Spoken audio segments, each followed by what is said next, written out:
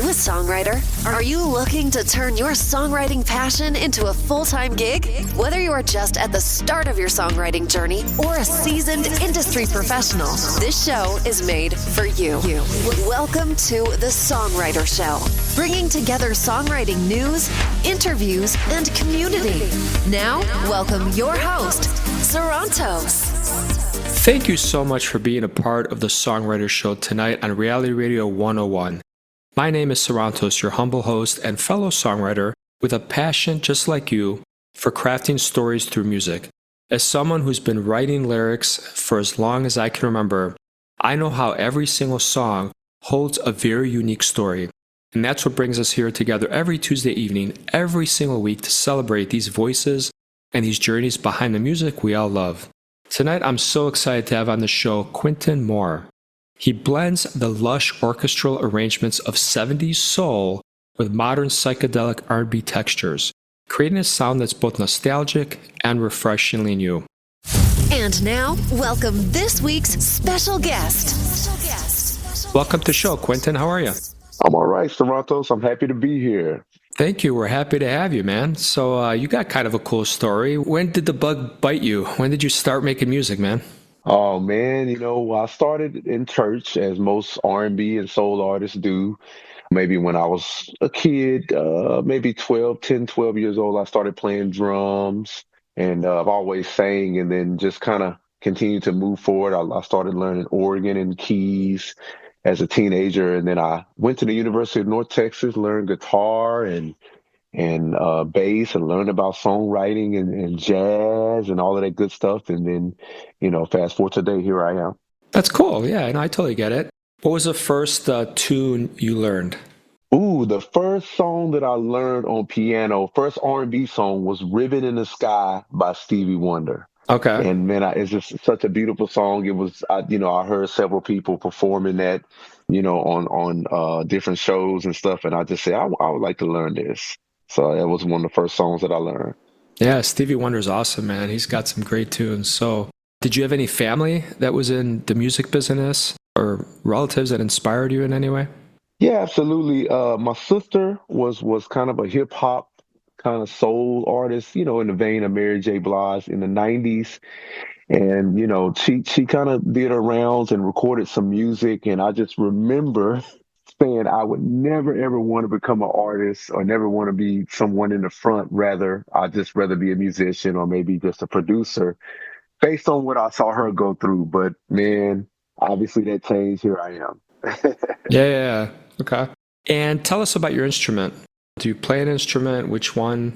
Yeah, absolutely. I play a few different instruments. I started off on drums. I moved over to keys, Hammond organ. I love playing piano and Fender Rhodes, Hammond organ. In college, I learned guitar and bass. And so those are my main four. I dabble in some other stuff, some percussion. I play a little bit of flute, but those are the main four. So if you had to pick old vinyl, 8-track tape, cassette, CD, or something modern, what would you pick? That is tough. You know what? It's so funny. As we speak, I'm sitting in front of a cassette boom box. I just bought it off of Amazon for a video shoot. And I just got all this nostalgia that came to me. I remember back in the day how we had the double cassette and you could record on one side and then, play on the other side. So I would say cassette. Just to come from my era, I actually entered the era at the end of 8-track, at the end of vinyl, right when cassette was booming. So I'm going to say cassette. I hear you, man. I'm an 80s child. I love cassettes. Yeah. Absolutely. You know what I remember? I remember getting my first, I don't remember, was it Sony Walkman? But it was a cassette thing, and then they had the CD thing, and you try to run in it, and it would skip all the time. You try to hold your arm steady, and it just, I think back to now the iPhone where you can run and do whatever you want. It's not going to keep skipping. That is crazy. Yeah, I remember those days, the CD skipping, all of that, man. Yeah. That is a trip. Yeah, now you can do it all today, wireless, just you can keep it going. So are you influenced by any musicians from yesterday or from nowadays? Anyone you want to share with us, dead or alive? Absolutely. Well, we just lost one of my favorite idols. Rest in peace, Mr. Michael D'Angelo Archer. I love D'Angelo because he gave you a mixture of, Prince, James Brown. You got the funk and you got the soul and rock from those guys, but then you also had that sexy R&B style from Curtis Mayfield and also Al Green and the Isley Brothers all mixed in one. So D'Angelo's kind of like my idol of all of my idols mixed in one, because like I said, I love the Isley Brothers. I love Teddy Pendergrass, Marvin Gaye, Curtis Mayfield, Isaac Hayes. I'm a 70s R&B guy. I also love, of course, Earth, Wind and Fire, Frankie Beverly and Maze. And then if we move up a little bit, Mid Condition, I just love the sound of real instrumentation, live instrumentation. I love all music, but it's just something about just those live instruments from the 70s, and that just really make me feel good. So those are just a pinch of my idols. I can go on and on. Yeah. I also want to mention PJ Morton. I love PJ Morton, Geno Young, Van Hunt from today. Leon Thomas is making some noise, brand new artist. I was actually looking at concert dates from him before we jumped on here. I'd love to see him. But yeah, those are my guys. So when you get started songwriting, what do? Lyrics first, music first, melody, drum groove? What's your passion? Usually it's the melody or the lyrical concept that comes first. I tend to, the melody, I get a melody or I could be jamming on the instrument and I say, I like that loop and I'll record that and then I can come up with a melody or a concept later. But usually, like I said, it's the melody of a song or the lyrical concept or just like a little instrumental loop that I like that I might have just stumbled upon, and I'll pull out my phone recorder and record it, and then develop it later. And I got an interesting story about one of the songs. We're going to talk about a little bit later on how that developed. But anyways, we'll save that. Okay. If you had to do it all over again, be honest, would you still choose this career? I would have chosen it sooner. Okay. I would have chosen it sooner. I just, I had a lot of resources in college, even before college. I grew up in Austin, Texas, which is technically, the music capital of the world, they say. So a lot of resources to become an original musician there, and then as I got in college, man, a lot of my, peers went on to win Grammys. I went to school with Snarky Puppy. I went to school with R.C. Williams and the Grits, who is also Erica Badu's music director.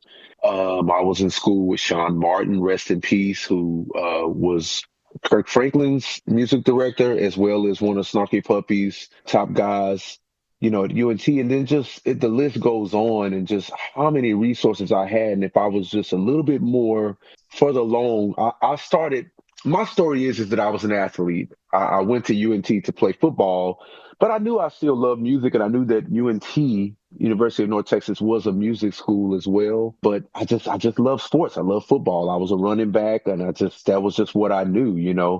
And I pushed hard. I got to play a year or two in college, and then I just said, you know what, I want to do this music stuff. And I'll never forget in the year 2003.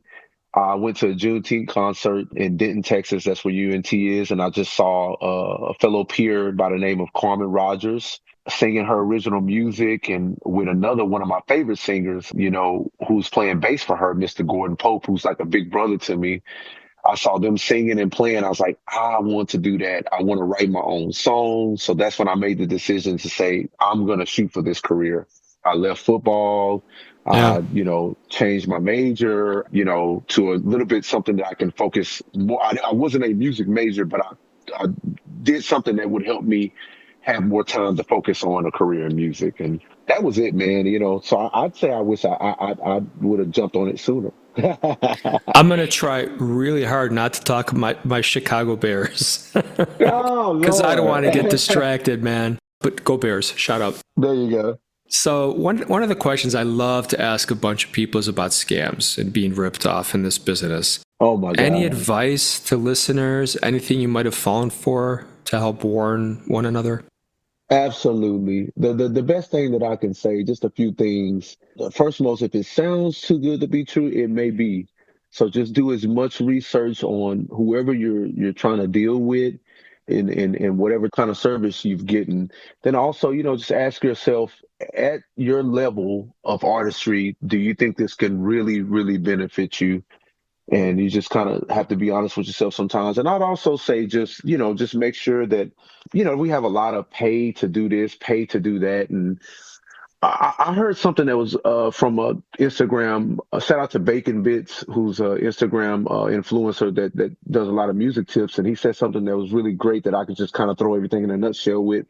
Let the music industry come to you. There aren't really any shortcuts. I mean, you can go viral, you can shake the right hand, and that can definitely give you a big boost. But no amount of money or no, sometimes not a single person can paying a single person, let me say that, paying a single person will give you that shortcut that you think you need. Now, that industry will come to you if you're doing good stuff. If you shake the right hand, they'll be paying you to come in and do what you need to do. Whether that's they'll say, hey, let me please sign you. Let me please have you for this gig. Let me please you do this or whatever. And so that's Yeah. what you want to make sure that you're more so on the receiving end of the money than spending money for services, because a lot of times when you're popular, man, people will almost work for you for free, or because they want to be attached to breaking you as an artist because they know you're really talented. And so you just don't want to be taken advantage of. I see a lot of artists that are very hungry,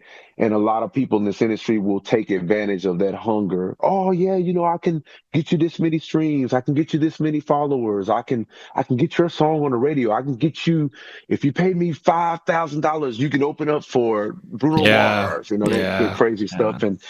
And so, just be careful with that type of stuff. Be careful with spending. I'm not talking about spending money and investing in advertisements, investing in content, investing in things that you can have for yourself, investing in your production and different things like that. I'm talking about, investing in a quick fix or a quick upper, like, oh, let me get you these streams, let me get you these followers, let me get you signed, let me book these gigs for you. If you give me $500, don't get involved in that. So that'd be my tip for the younger generation. It's tough, but and Yeah, I it's know great we're advice. hungry. Thank you. Yes. Tell us about this song we're going to hear. What inspired this one? Okay, so we got "Kiss Your Lips." It's an interesting one. One of my favorite songs off the record. I tend to record my songs remotely with different musicians.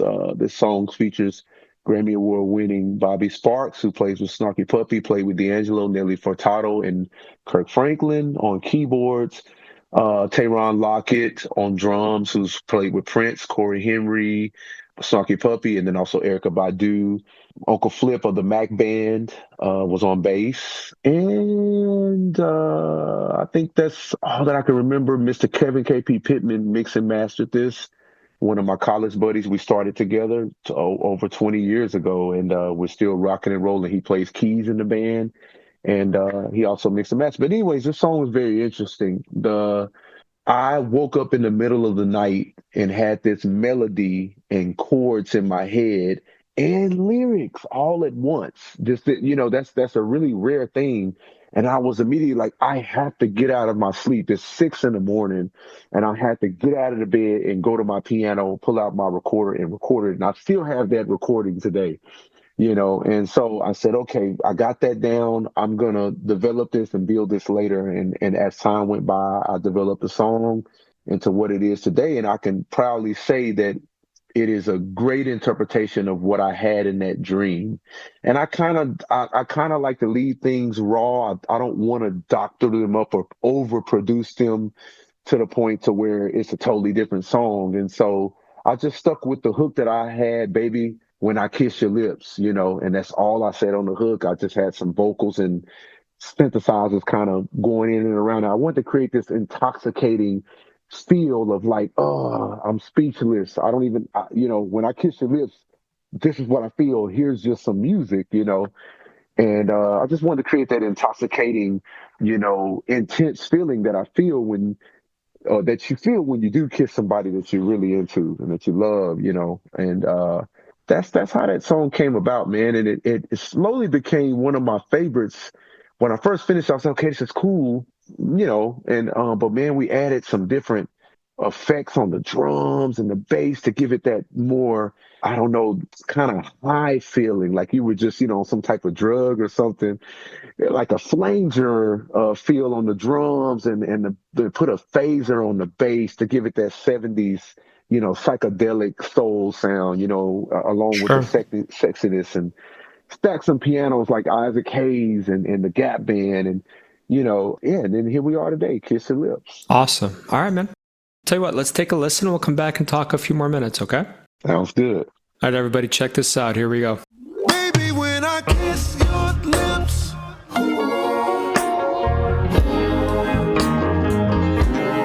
baby, when I kiss your lips,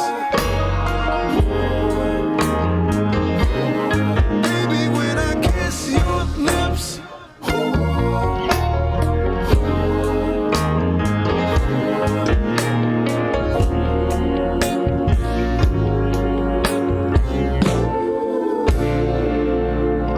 Girl, you ignite me with your golden caress. You bring it all out of me, turn me into a beast. Let's touch and taste all your fantasies. Oh, you choose all of the rules. Let's lose control and float up to our magic place. Baby, when I kiss your lips,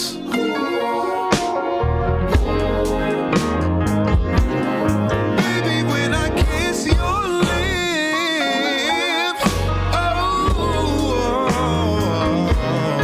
baby, when I kiss your lips, whoa, yeah.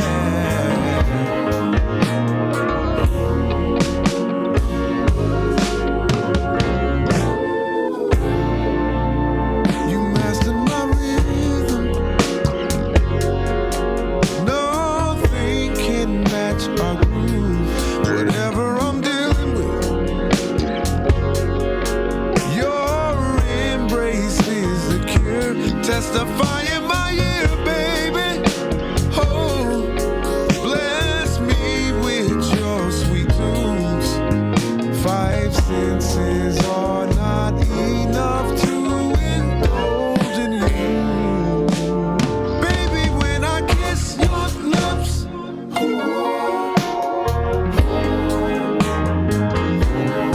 baby, when I kiss your lips,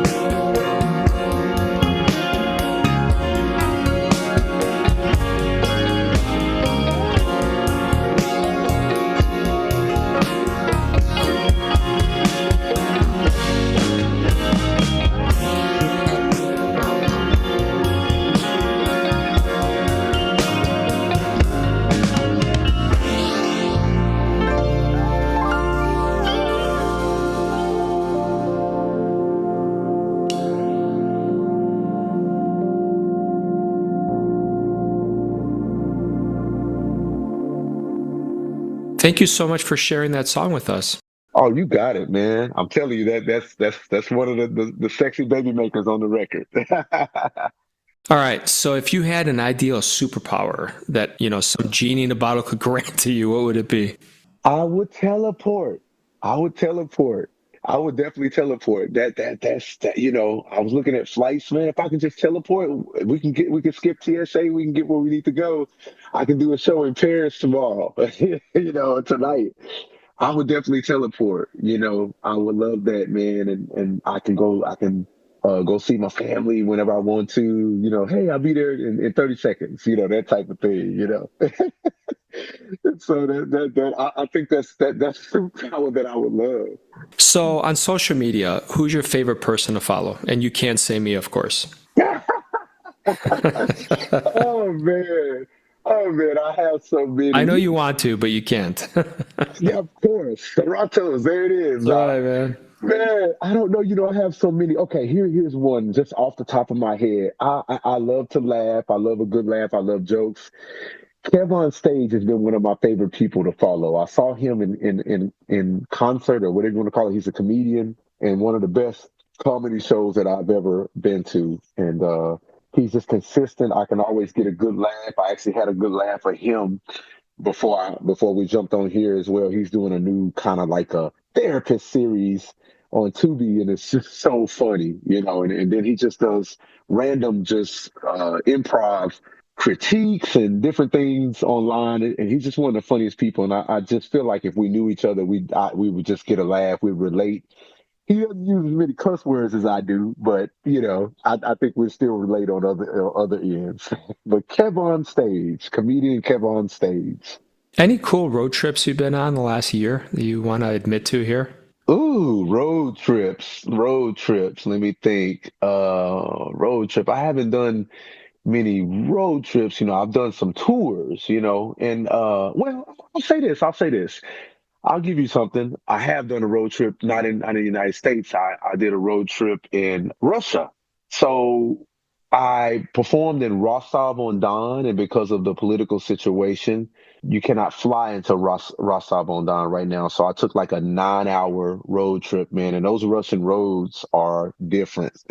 You get to see some of the countryside, you get to stop in some of the villages, get something to eat.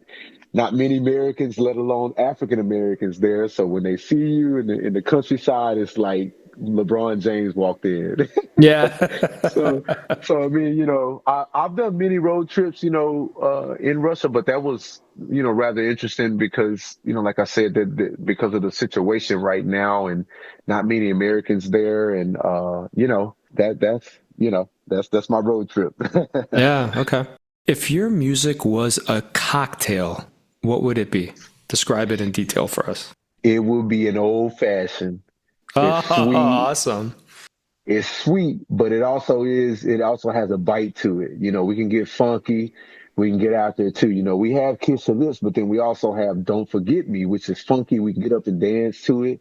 And then I can get even more funky than that. My music can range anywhere from, the smooth, crooners from Teddy Pendergrass all the way over to James Brown, where we're funking it all the way out, like we're at church and just getting down, and organs and guitars and, just funky backbeats on the drums. So yeah, old fashioned all the way. Obviously I'm, vintage, I love the retro. So old fashioned.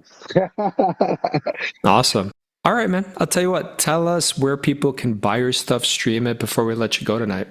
Absolutely. You can find me on Instagram, TikTok, also Facebook. It's all the same at Q More Music, QMOORE Music. You can go to my website. It's the same thing, www.qmoremusic, two O's in the more.com, qmoremusic.com. And you can find everything there, all my social media, all my streaming. It's just Quentin Moore, spelled just like Quentin Tarantino, two O's in the more.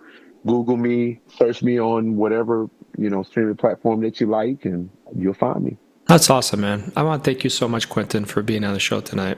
Oh, you got it. My pleasure, Sarantos, and have me back anytime. Thanks, man. Yeah, we'd love to have you back. So to all the guests out there, thanks so much for spending time with us and tuning in tonight.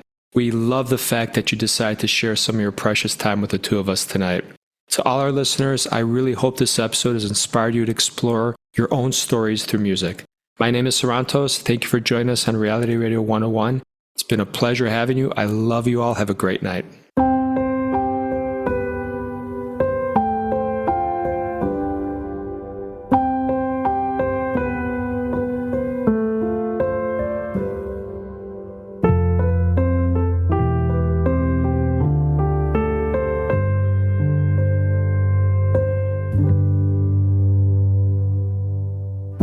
I've hung all the lights, wrapped all the gifts, sung all the carols, and decked the halls. But in my heart, there's an empty space. 'Cause every year I've waited for the magic that never came. The snow falls tonight, and I shiver lost in the cold.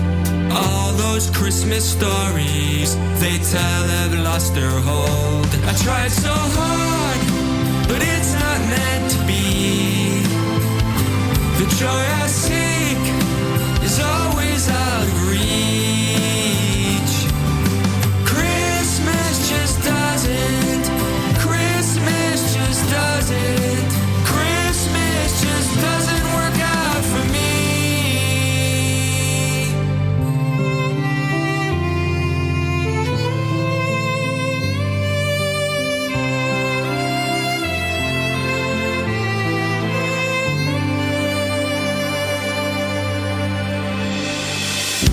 I light the fire, but it's just not warm.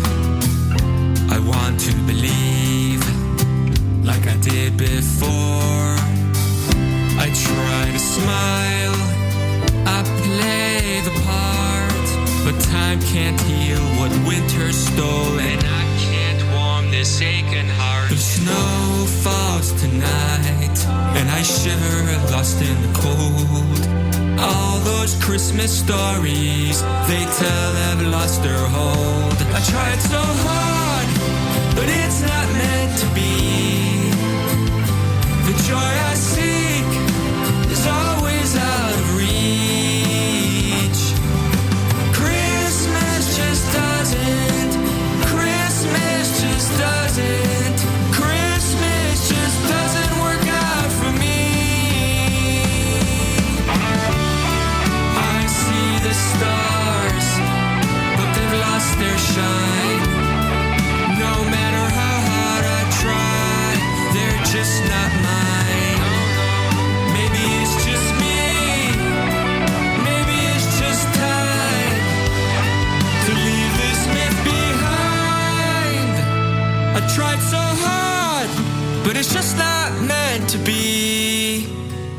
The joy I seek is always out of reach. Christmas just doesn't. Christmas just doesn't. Christmas just doesn't work out for me.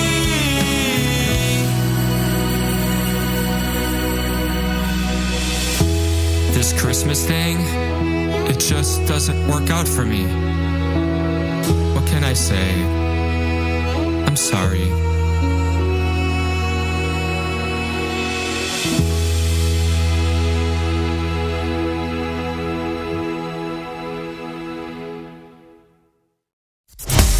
Thank you for listening to The Songwriter Show. To keep the momentum going, head over to www.songwritershow.com and join our free music community of artists, songwriters, and producers.